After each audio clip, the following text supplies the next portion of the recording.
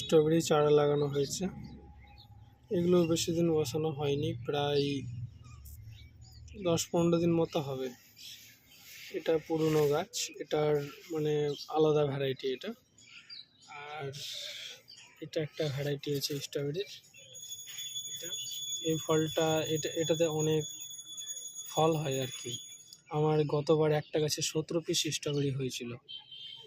আর এই যে এটা দেখছেন, এটা আর এটা সেম ভ্যারাইটি আর কি। এখানে একটা এটাও পুরনো গাছ।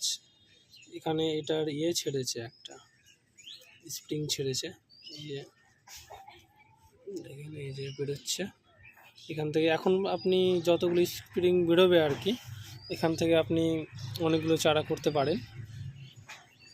আর 10-15 দিন মতো আপনি স্প্রিং থেকে চারা নিতে পারেন আর কি। তারপর থেকে ফল আসবে, তখন আর স্ট্রবেরি ওই স্প্রিংটা রাখলে হবে না, তখন সেটা কেটে দিতে হয় আপনাকে।